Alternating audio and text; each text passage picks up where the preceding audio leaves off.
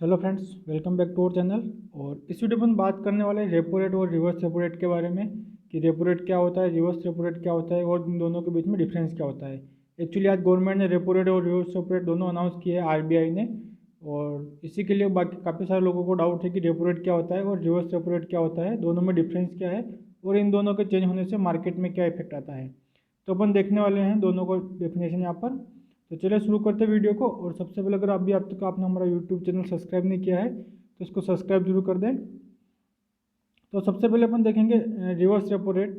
Reverse repo rate क्या होता है कि जब कोई भी कमर्शियल बैंक जो होता है कि अपने पास अगर एक्सेस अमाउंट में पैसा अगर उसके पास आता है और वो अगर आरबीआई में डिपॉजिट करता है तो उसको कुछ इंटरेस्ट मिलता है। तो जो इंटरेस्ट मिलता है उसको कहते हैं रिवर्स रेपो रेट। सपोज़ कि कोई बैंक है, मान लो कि अगर एसबीआई बैंक है और एसबीआई के पास इनके पास मान लो सपोज कुछ कस्टमर्स हैं, 1 लाख 2 लाख जो भी कस्टमर, उन्होंने सबने 1 1 लाख रुपए इकट्ठे किए और बैंक में डिपॉजिट किए। तो उनके पास सपोज कि मान लो 1 करोड़ रुपए आ गए टोटल बैंक के पास। अब बैंक को अगर इस पैसे की ज़रूरत नहीं है तो बैंक क्या करेगा, इस पैसे को आरबीआई के पास डिपॉजिट कर देगा कि भाई मेरे पास एक्सेस अमाउंट में पैसा है और मेरे पास कोई इन्वेस्टमेंट करने के लिए कुछ है नहीं। तो ये क्या करेगा, एसबीआई बैंक जाके आरबीआई में डिपॉजिट कर देगा। तो एसबीआई आरबीआई में जब डिपॉजिट करेगा तो आरबीआई क्या करेगा, उसको कुछ इंटरेस्ट देगा। एसबीआई ने पैसा कहाँ डिपॉजिट किया, आरबीआई में। तो आरबीआई क्या करेगा कि उस पैसे के बदले में उसको कुछ इंटरेस्ट देगा कि आपको इतना परसेंट हम इंटरेस्ट देंगे। तो वो जो इंटरेस्ट होता है वो रिवर्स रेपो रेट होता है। और इसके अलग अगर अपन रेपो रेट की बात करें तो रेपो रेट में क्या होता है कि सॉरी हाँ, तो अपन रेपो रेट की बात कर रहे थे। रेपो रेट में क्या होता है कि सपोज अगर इसका अगर उल्टा हो कि मान लो अगर एसबीआई बैंक है, एसबीआई बैंक के पास अगर पैसे यहाँ पर थोड़ी कमी आ गई, एसबीआई को अगर पैसे की ज़रूरत है, मार्केट में इनके पास पैसे नहीं है, इनको लोन डिस्ट्रीब्यूशन करना है किसी और को, तो इनको पैसे की ज़रूरत है। तो ये क्या करेगा कि ये आरबीआई के पास जाएगा और आरबीआई से लोन लेगा। अब आरबीआई से लोन लेगा, आरबीआई क्या करेगा कि फिर इससे चार्ज करेगा कि जब वो पैसा जमा करता है तो उसको इंटरेस्ट पे करता है। लेकिन जब एसबीआई आरबीआई से पैसा लेगा तो वो आरबीआई इस पर इंटरेस्ट चार्ज करेगा और वो जो इंटरेस्ट चार्ज रहता है वो होता है रेपो रेट। तो ये दोनों का एक इंटरेस्ट अमाउंट जो रहता है कि अगर बैंक किसी के पास, बैंक अगर आई सपोज बैंक है और वो अगर पैसे डिपॉजिट कर रही है आरबीआई के पास में, तो वो जो इंटरेस्ट मिलता है वो होता है रिवर्स रेपो रेट। और अगर जो आरबीआई है वो लोन दे रही है बैंक को तो वो होता है रेपो रेट। अब इन दोनों में थोड़ा सा डिफरेंस होता है। जैसे कि अगर अभी की बात करें तो 4% के आसपास रेपो रेट चल रहा है। 4% मतलब कि अगर कोई बैंक अगर आरबीआई से लोन लेगा तो उसको 4% इंटरेस्ट पे करना पड़ेगा। और रिवर्स रेपो रेट जो चल रहा है 3.75 के आसपास चल रहा है।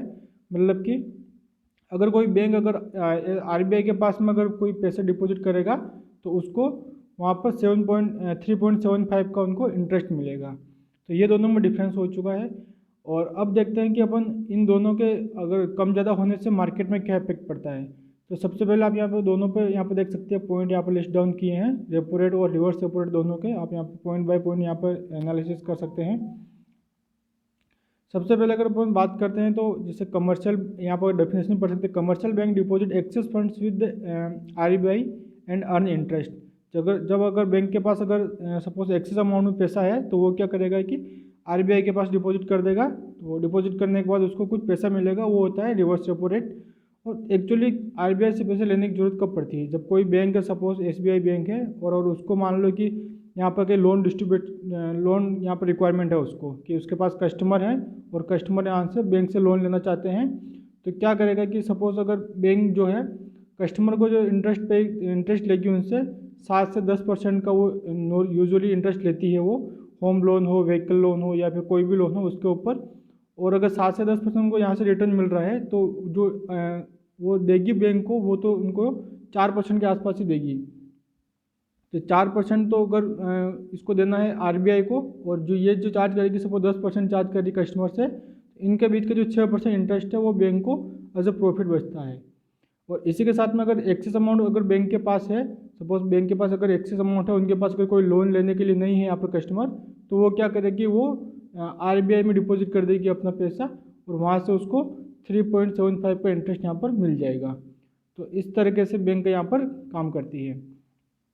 इसके बाद अपन देखते हैं वापस अगला पॉइंट इधर, increase in rate result in lower liquidity in the economy us bank invest in the RBI. अगर यहाँ पर सपोज रिवर्स रेट अगर इंक्रीज होता है तो क्या होता है कि सपोज अगर यहाँ पर अभी जैसे 3.7% इनको यहाँ से रिटर्न मिल रहा है और वहाँ से कितना रिटर्न मिल रहा था, इनको 6% रिटर्न मिल रहा था, क्योंकि 4% तो उनको देना पड़ रहा था और 10% पे ये कस्टमर को दे, तो 6% का वहाँ पर इनको प्रॉफिट मिल रहा था। और वैसे अगर डायरेक्टली ये डिपॉजिट करते हैं इसमें, तो यहाँ पर 3.75 का इनको रिटर्न मिल रहा है। तो ऐसे में क्या होगा कि अगर मान लो ये 3.75 से अगर यहाँ पर ये इंटरेस्ट रेट बढ़ता है, तो बैंक क्या करेगी, कस्टमर को लोन ना दे करके डायरेक्टली आरबीआई में अपना पैसा डिपॉजिट कर देगी। तो वहाँ से उनको एक पैसा जो मिलेगा, उनको कोई उसमें रिस्क नहीं रहेगा। वरना कस्टमर को लोन देती है तो उसमें रिस्क भी रहता है उनका कि पैसा वापस आएगा नहीं आएगा, और उसमें वापस कुछ एक्सपेंसेस भी होते हैं उनके बहुत सारे। लेकिन यहाँ पर अगर आरबीआई में पैसा डिपॉजिट करती है बैंक, तो क्या होता है कि इनको फिक्स रिटर्न वहाँ से मिलता है विदाउट एनी रिस्क। तो इसलिए अगर यहाँ पर रिवर्स रेपो रेट इंक्रीज होता है तो मार्केट में जो लिक्विडिटी होती है वो कम हो जाती है, क्योंकि सारी बैंकें यहाँ पर लोन ना दे करके अपना पैसा पूरा आरबीआई में डिपॉजिट कर देती है। इसके बाद decrease in the rate result in the high liquidity in the economy. अगर यहाँ पर ये रेट 3.75 का अगर डिक्रीज होता है यहाँ पर, तो बैंक क्या करेगी, आरबीआई में डिपॉजिट ना करके सारे पैसा अपना कस्टमर को लोन देगी, जिससे क्या होता है कि मार्केट में लिक्विडिटी बढ़ जाएगी और लोगों को लोन ईजिली मिलने लग जाएगा। तो ये कुछ मेन डेफिनेशन पॉइंट थे इसके। और एक और जो इम्पोर्टेंट पॉइंट है वो है it helps RBI control money supply. तो आरबीआई जो मनी सप्लाई कंट्रोल करती है वो रिवर्स रेपो रेट की वजह से इसके माध्यम से कंट्रोल करती है कि मार्केट में अगर लिक्विडिटी बढ़ानी है तो वो क्या करेगी कि अपना रिवर्स रेपो रेट जो है कम कर देगी, उससे कि मार्केट में लिक्विडिटी बढ़ जाएगी। और लिक्विडिटी अगर कम करनी है तो ये अपना रिवर्स रेपो रेट जो है बढ़ा देगी, तो मार्केट में लिक्विडिटी कम हो जाएगी। सेम इसका अपोजिट होता है इसमें रेपो रेट में, it increase the rate result high cost. यहाँ पर सेकेंड पॉइंट पढ़िए, फर्स्ट पॉइंट तो उसका डेफिनेशन है। फर्स्ट पॉइंट आप पढ़ेंगे यहाँ पर, तो ये इसका है commercial banks provide security to RBI to get funds and repurchase securities predetermined rate and time. क्या होता है कि जब अगर पैसे डिपॉजिट करते हैं, अगर इसको लोन लेना है बैंक को, सपोज एसबीआई को लोन लेना है आरबीआई से, तो वो कुछ उनके फंड्स वगैरह जो होते हैं, ट्रेजरी बिल्स वगैरह, उनको वहाँ पर कोलेटरल देने पड़ते हैं, उसके बदले में उनको पैसे मिलते हैं बैंक को। सेकंड जो पॉइंट है वो है increase the rate in high cost of fund which makes loan costlier.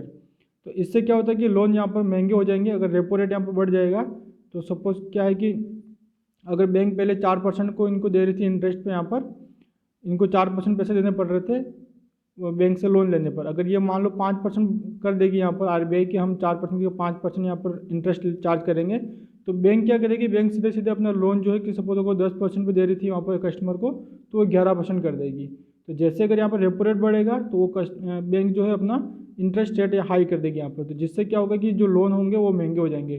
पहले कस्टमर को लोन सपोज 10% पे मिल रहे थे, तो अभी उनको 11% पे मिलेंगे, क्योंकि अगर जितना रेपो रेट हाई होगा उतना बैंक अपना प्रॉफिट तो सेम रहेगी, अपना प्रॉफिट कम करेगी नहीं, वो जितना रेपो रेट हाई होगा, रेपो रेट हाई होगा उतना वो लोन बढ़ा देगी। तो इसी तरीके से अपन यहाँ देखेंगे तो इसी माध्यम से वो इन्फ्लेशन भी कंट्रोल करती है RBI, repo rate increase decrease करके अपना इन्फ्लेशन पे कंट्रोल रखती है वो। तो ये कुछ इनके मेन पॉइंट्स थे, आप यहाँ देख सकते हैं।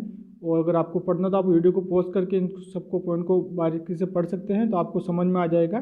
बस आपको खाली इन दोनों में डिफरेंस ये ध्यान रखना है कि रिवर्स रेपो रेट जो होती है वो बैंक जब डिपॉजिट करती है आरबीआई के पास, तो उनको पैसे जो मिलते हैं इंटरेस्ट के, वो रिवर्स रेपो रेट होती है। और रेपो रेट में क्या होता है कि इसका उल्टा होता है। रेपो रेट में क्या होता है कि आरबीआई जो होती है वो पैसे देती है बैंक्स को, और उसके बदले में वो इंटरेस्ट चार्ज करती है, उसको बोलते हैं रेपो रेट। तो ये दोनों मेजर डिफरेंस था। आई थिंक आप समझ गए होंगे। और वीडियो अगर अच्छा लगा तो लाइक जरूर करें और चैनल को सब्सक्राइब जरूर करें। Thank you.